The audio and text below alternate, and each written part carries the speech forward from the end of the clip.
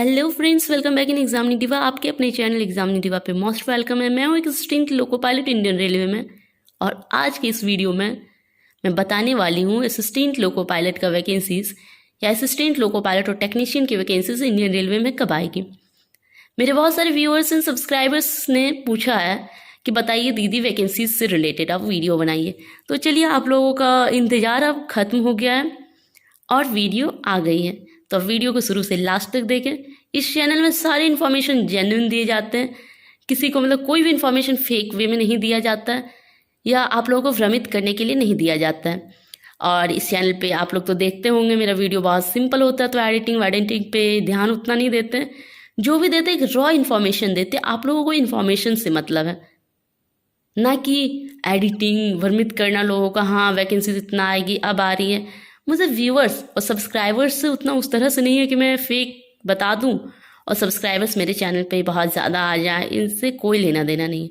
अगर मेरा information in सब के बावजूद भी आप लोगों को अच्छा लग रहा हो तो मुझे मोटिवेट करने के लिए आप मेरे चैनल को सब्सक्राइब कर सकते हैं, वीडियो को लाइक कर सकते हैं और दोस्तों के साथ ज़्यादा से ज़्यादा शेयर कर सकते हैं, ताकि सारे जेन्युइन इन्फॉर्मेशन सबको मिले।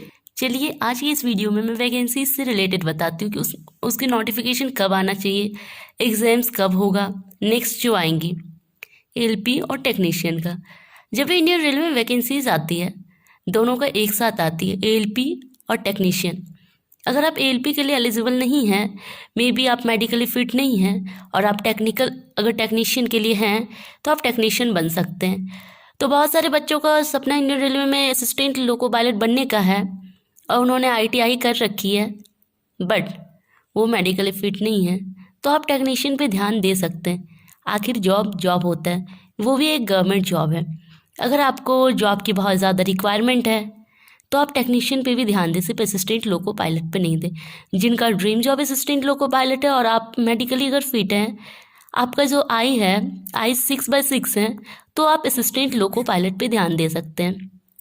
तो ऐसा नहीं है, अगर आप असिस्टेंट लोको पायलट का कट ऑफ क्लियर कर लेते हैं तो उसके बाद ज़रूरी नहीं है कि आपको असिस्टेंट लोको पायलट में नहीं जाना हो तो आप टेक्नीशियन में नहीं जा सकते। अगर टेक्नीशियन से आपका कट ऑफ ज़्यादा है और असिस्टेंट लोको पायलट का भी कर लिए हैं और सेकेंड प्रायोरिटी टेक्नीशियन है और असिस्टेंट लोको पायलट में आप मेडिकली फिट नहीं आते हैं और टेक्नीशियन के लिए आते हैं, तो आपको सेकेंड जो प्रीफरेंस है वो मिल जाएंगे। तो उनको भी टेंशन लेने की कोई ज़रूरत नहीं है जो मेडिकली अनफिट हैं। तो वैसे अगर देखा जाए तो असिस्टेंट लोको पायलट का जो कट ऑफ होता है वो टेक्नीशियन से ज़्यादा होता है। मैं टेक्नीशियन पीसीएम के बारे में बात नहीं कर रही हूँ, जो नॉर्मली जो आईटीआई किए होते हैं उनके लिए जो पोस्ट आती है टेक्नीशियन, उनके बारे में बता रही हूँ। उनका कट ऑफ जो होता है असिस्टेंट लोको पायलट से कम आता है। तो अगर आप इंडियन रेलवे में आना चाहते हैं तो असिस्टेंट लोको पायलट के साथ साथ आप ये भी सोचिएगा, ठीक है मेडिकली फिट नहीं आते हैं तो टेक्नीशियन में आएंगे। और दूसरे जॉब में रेलवे एनटीपीसी है और बहुत सारे रेलवे के उनमें आना चाहते हैं, उनके लिए एलिजिबल है, क्वालिफाई करते हैं तो आइए। और आप लोग वैकेंसीज़ के बारे में बार बार कमेंट कर रहे हैं मेरे सारे व्यूअर्स कि दीदी वैकेंसीज़ कब आएंगी। तो अगर देखा जाए, इससे पहले जो वैकेंसीज़ आई थी 2014 में, उसके बाद 2018, तो अगर ये आप सीक्वेंस देखिए तो 2022 में आना चाहिए। उस सीक्वेंस के अनुसार 2022 में आना ही आना चाहिए। अगर ठीक है, अगर नहीं आ पाई 2022 में तो लास्ट तक तो नोटिफिकेशन आ जाएगी, 2023 शुरू तक तो आ जाएगी। तो आप लोग 2022 मान के चलिए अभी, क्योंकि अगर आप लोग 2023 मान लेते हैं और तैयारी नहीं करते हैं तो उस वैकेंसीज़ का क्या फ़ायदा। इसलिए मैं बार बार अपने व्यूअर्स लोग से रिक्वेस्ट कर रही हूँ कि प्लीज़ आप लोग तैयारी पे ज़्यादा ध्यान दें, वैकेंसीज़ से ज़्यादा। क्योंकि वैकेंसीज़ का आना हम लोगों के हाथ में नहीं है अगर ऐसा देखा जाए तो, लेकिन तैयारी आपके हाथ में है। एक तो आपको पता है कि इंडियन रेलवे इतना लेट से वैकेंसीज आती है और आप तैयारी नहीं करते हैं और उसको मिस कर जाते हैं, तो सोचिए कितना अफसोस होगा, फिर 4 साल का इंतज़ार करना होगा। तो इसलिए प्लीज़ सबसे रिक्वेस्ट है, आप लोग अपना तैयारी पे ध्यान दें। अगर ठीक है तब तक असिस्टेंट लोको पायलट का नहीं आ रही है तो गवर्नमेंट जॉब के और भी एग्ज़ाम्स हैं उनको दीजिए। उस सारे जो भी एग्ज़ाम दीजिएगा उससे भी तो आपके aptitude, reasoning, general science, current affairs सारे तो ठीक होंगे ना। ऐसा नहीं है ना कि वेस्ट हो जाएगा। अब वो सबका यूटिलाइजेशन आपका असिस्टेंट लोको पायलट के एग्ज़ाम्स में हो जाएंगे। तो प्लीज़ आप लोग तैयारी पहले अच्छे से करें, अच्छे से ध्यान दें और रही बात, आप लोग बुक्स के बारे में बार बार मेरे से पूछते हैं दीदी कौन सा बुक्स पढ़ना चाहिए। देखिए, वैसे तो मैं उसके लिए एक प्रॉपर वीडियो बना दूंगी, आप लोग थोड़ा इंतज़ार करें। लेकिन कोई बुक्स किसी का सिलेक्शन नहीं करवाते, याद रखें। किसी भी एग्ज़ाम्स में आपको जो बुक्स अच्छा लगता है वो बुक्स आप पढ़ें, लेकिन उस बुक्स को पढ़ने से पहले आप सिलेबस ज़रूर मिला लें। एक बार आप नेट में जाइए और 2018 का जो असिस्टेंट लोको पायलट और टेक्नीशियन का सिलेबस है उसको देखिए, और उसमें ये देखिए कि फिजिक्स अगर है, केमिस्ट्री है, बायो साइंस है, मतलब जनरल साइंस है, कौन से चैप्टर उनके हैं उस बुक में, मैथ्स के कौन से हैं, रीजनिंग के कौन से, और वो सारे चैप्टर आप बनाइए। रही बात जनरल साइंस, जनरल साइंस के लिए मैं हमेशा एनसीईआरटी आपको रेफ़र करूँगी। एनसीईआरटी की जो बुक्स है बहुत अच्छी है, आप 6 से लेके 10 तक पढ़ें। जो भी क्वेश्चंस आते हैं physics, maths, chemistry, bio science, सारे 10th के अंदर ही आते हैं। तो इसलिए आप लोगों को टेंशन लेने की कोई ज़रूरत नहीं है क्या पढ़ना है क्या नहीं। और रही बात कि एप्टीट्यूड, रीजनिंग तो सबके अच्छे होते हैं। सबसे पहले आप जनरल साइंस पे फोकस कीजिए, जिसमें सारे बच्चे स्कोर नहीं कर पाते हैं, बिकॉज एग्ज़ाम टाइम में कोई कंप्लीट नहीं कर पाते 6 से 10 तक। तो आप कंप्लीट करके उसको पहले रख लीजिए जनरल साइंस को। रीजनिंग फिर उठाइए और मैथ्स उठाइए, फिर बनाइए। मैथ्स तो वैसे एक दिन की मैथ्स भी चीज़ नहीं है, रीजनिंग भी नहीं है। मैं इस वजह से आपको जनरल साइंस को बार बार बोल रही हूँ, क्योंकि बच्चे को लगता है कि जनरल साइंस एग्जाम के टाइम में पढ़ लेंगे, एप्टी रीजनिंग तो वो पढ़ते ही हैं, और लास्टली वो नहीं पढ़ पाते हैं और छोटा छोटा ईजी क्वेश्चंस मिस कर जाते हैं। और जनरल साइंस में जो क्वेश्चंस आते हैं उनको आप डायरेक्ट भी बहुत सारे क्वेश्चंस को टिक कर सकते हैं, सारे तो न्यूमेरिकल नहीं आते हैं। तो इस वजह से क्या होता है, टाइम सेविंग है।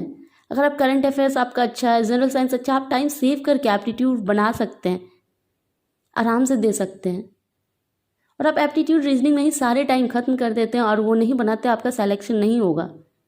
तो इसमें अगर पूछा जाए किस सब्जेक्ट पे फोकस करना चाहिए सबसे ज़्यादा, तो मैथ्स पे कीजिए और फिजिक्स पे, वो दोनों स्ट्रांग होना चाहिए। मैथ्स और फिजिक्स असिस्टेंट लोको पायलट और टेक्नीशियन के लिए मैथ्स और फिजिक्स थोड़ा हट के, मतलब थोड़ा सा ज़्यादा अच्छा होना चाहिए, क्योंकि रीजनिंग के क्वेश्चंस जो आते हैं ईजी आते हैं। और बायो साइंस और केमिस्ट्री के क्वेश्चंस जो होते हैं, बायोलॉजी और केमिस्ट्री के, वो आप पढ़ लीजिए, ठीक है, टिक कर लीजिए। लेकिन अगर फिजिक्स के न्यूमेरिकल आते हैं, आपको आता ही नहीं, आप कैसे सॉल्व करोगे। मैथ्स के अगर थोड़ा सा क्वेश्चन टफ आ गए तो आप नहीं बना पाओगे। तो इसलिए मैथ्स और फिजिक्स को प्रैक्टिस में रखें, अच्छे से ज़्यादा ध्यान दें। फिर केमिस्ट्री, रीजनिंग, बायो साइंस पे ध्यान दें। रही बात इंजीनियरिंग ड्राइंग, वो सब का भी टेंशन लेना ही नहीं है। बार बार मैं बोल रही हूँ, इंजीनियरिंग ड्राइंग एकदम छोटा सा पेपर है जो आप प्री के बाद कर सकते हैं, साइकोमेट्रिक प्री के बाद कर सकते हैं। लेकिन एक जो पेपर बोलती हूँ टेक्निकल जो आता है, क्वालिफाई करना होता है, अगर वो पेपर आपका वीक है, आपको लगता है मैं क्वालिफाई नहीं कर पाऊँगा, तो उस पर ध्यान देने की ज़रूरत है। क्योंकि आप सारे में स्कोर कर लेते हैं, अच्छा स्कोरिंग पेपर में, क्वालिफाइंग पेपर में सिर्फ क्वालिफाई नहीं कर पाते हैं, तो आपको जॉब नहीं मिलेगी। जो सब क्वालिफाइंग पेपर होते हैं असिस्टेंट लोको पायलट और टेक्नीशियन में, वो आपके डिपार्टमेंटल पेपर होते हैं। तो थोड़ा सा आप लोगों को डिपार्टमेंटल पेपर पे भी ध्यान देने की ज़रूरत है, जो CBT 2 में आते, CBT 1 में नहीं।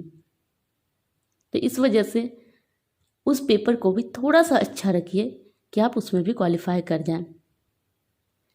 और सबसे पहले सबसे एक रिक्वेस्ट ये फिर से मैं कर रही हूँ, ये आप ध्यान में ना लाएं कि वैकेंसीज कब आ रही है, 2022 में आ रही है, अभी बहुत टाइम है, 2023 में आ रही है, 2021 लास्ट में। आप ये सोचें कि 6 से 7 महीने बाद वैकेंसीज आ रही है, आप वैसे तैयारी करें। अगर आपका तैयारी हो जाता है, सोच लिए 2 साल बाद वैकेंसीज आते हैं, आप निकाल लेते हैं, आप बहुत खुश हो जाएंगे। लेकिन आपकी तैयारी नहीं हुई और वैकेंसीज 2 दिन बाद आ जाती है, आपको क्या फ़ायदा, आपको तो जॉब लेने से मतलब है ना। तो आप अपना सिलेबस पे फोकस करें, आप अपना पढ़ाई पे फोकस करें। और गवर्नमेंट कब निकालेगी वैकेंसीज, कब नहीं, ये तो आप देखते ही हैं कि किसी को मतलब उस तरह से नहीं, वही मैं सीक्वेंस से आपको बताई कि 2014 में आई, फिर 2018 में, फिर 2022 में आने वाली है। इस चैनल पर जितना भी नॉलेज दिया जाता है दोस्तों, जेन्युइन दिया जाता है। इस वजह से मैं इसमें कुछ गलत नहीं बोल सकती हूँ आप लोगों से। आप लोगों को अगर मेरा चैनल अच्छा लग रहा हो इन सब के बावजूद भी, तो आप मेरे चैनल को सब्सक्राइब करें, वीडियो को ज़्यादा से ज़्यादा शेयर करें दोस्तों के साथ, और वीडियो को लाइक करें, सारे चैनल में ऐसे मतलब बहुत सारे चैनल से बता दिया जाता है, भ्रमित किया जाता है स्टूडेंट को, वैकेंसीज आ रही है, ये आ रही है। तो मैं फेक कुछ नहीं बताऊंगी इस चैनल पे, सारी चीज़ें जेन्युइन होंगे। चलिए आज की इस वीडियो में इतना ही, मिलते हूँ नेक्स्ट वीडियो में, तब तक के लिए बाय बाय, टेक केयर।